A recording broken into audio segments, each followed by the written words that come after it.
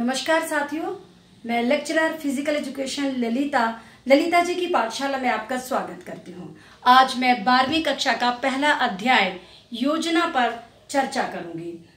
जैसा कि हम सब जानते ही हैं कि 12वीं कक्षा का पहला अध्याय योजना है। योजना किसी भी कार्य को करने से पहले जो एक क्रमबद्ध सूची बनाई जाती है उसे हम योजना कहते हैं, ताकि हम उस कार्य में सफलता प्राप्त कर सकें। जैसा कि यहाँ मैंने लिखा ही है, फिजिकल एजुकेशन 12वीं क्लास का ये चैप्टर 1 है। मैं 12th क्लास के बच्चों से, हिंदी के माध्यम के जो बच्चे हैं उनसे चर्चा कर रही हूँ।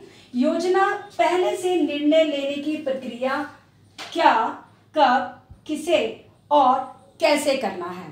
पहले से ही जब भी हम कोई बड़ा कार्य करते हैं, सपोज कीजिए जैसे हमारे घर में शादी है, तो सबसे पहले हम पहले ही उसकी योजना बनाएंगे। कितना बजट है, किससे शादी करनी है, कब करनी है, कहाँ करनी है, हम उसका एक पूरा रूप तैयार करेंगे। क्यों करेंगे? ताकि हम उस कार्य में सफलता प्राप्त कर सकते हैं, ताकि उस कार्य में कहीं भी बाधा उत्पन्न ना हो और उसके परिणाम अच्छे हों। तो प्यारे बच्चों, योजना हमेशा 3 चरण में बनाई जाती है। पहला, किसी भी कार्य को प्रारंभ करने से पहले 90% काम उस कार्यक्रम के पहले ही तय कर लिया जाता है। जैसे उसके बजट पर चर्चा करना, किस स्थान पर करेंगे, किन किन लोगों के साथ में करेंगे, क्या क्या कार्यक्रम होंगे, किस समय होंगे, कौन कौन उनमें जुड़ा रहेगा, किसकी क्या जिम्मेदारियां रहेंगी। और उसके बाद दूसरा चरण जो योजना का है, वो कार्य के दौरान, जब वहां हमें सुपरविजन करना है कि क्या कार्यक्रम ठीक चल रहा है, जिस प्रकार हमने पहले प्लानिंग की थी, योजना की थी, क्या कार्यक्रम के दौरान भी हमारा कार्यक्रम उसी प्रकार से चल रहा है, स्मूथ फंक्शनिंग की सुपरविजन। और उसके बाद तीसरा चरण जो योजना का है, वो कार्यक्रम के बाद, यानी कि कार्यक्रम की फीडबैक को लेना। कार्यक्रम किस हद तक हमारी योजना के अनुरूप रहा, या कार्यक्रम में कहीं त्रुटि तो नहीं हुई, किसी की जिम्मेदारी में कमी तो नहीं हुई, इस प्रकार की परिचर्चा, या जिसने अच्छा कार्यक्रम किया उसकी प्रशंसा करना। अब प्रश्न आता है कि हम योजना क्यों बनाते हैं, योजना का उद्देश्य क्या है, क्या जरूरत है योजना को बनाने की। तो आइए ध्यान देते हैं ब्लैक बोर्ड पर जिस प्रकार से लिखा हुआ है। योजना को परिभाषित करने के लिए कई अलग अलग विद्वानों ने अपने शब्दों में इस तरह से परिभाषित किया है, जैसे योजना एक पूर्व निर्धारित प्रक्रिया है जो किसी विशिष्ट लक्ष्य को प्राप्त करने के लिए बनाई जाती है। किसी भी विशिष्ट, हम यहाँ देखेंगे, किसी भी विशिष्ट लक्ष्य को प्राप्त करने के लिए योजना एक पूर्व निर्धारित पहले ही बनाई जाती है। उदाहरण के लिए, जैसे विद्यालय में हमारे खेल दिवस होता है, हमारे विद्यालय में एक वार्षिक उत्सव होता है, एनुअल डे जिसे हम कहते हैं। इसके लिए हम पूर्व निर्धारित एक प्रक्रिया पहले से बनाते हैं किसी भी विशिष्ट कार्यक्रम को करने के लिए। जैसा कि अभी मेरी चर्चा चल रही थी योजना के उद्देश्य, आप यहाँ देख सकते हैं कितना खूबसूरत सा चार्ट आप इस तरह से अपने एग्जाम में से परिभाषित कर सकते हैं। योजना के उद्देश्य कृपया ध्यान से देखें। इस क्रम में इसे माइंड मैपिंग कहते हैं कि आपने सर्कल में लिखा योजना के उद्देश्य और क्रमबद्ध सूची से उसे निर्धारित किया कि पहला क्या है।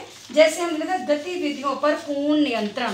जितनी भी गतिविधियां कार्यक्रम को पूर्ण सफल बनाने के लिए होती हैं, उस पर पूर्ण नियंत्रण रखना कि कब, कौन, क्या, कैसे करेगा, इस पर पूरा नियंत्रण रखना, ताकि गतिविधियों में, कार्यक्रम में हम सफलता प्राप्त कर सकें।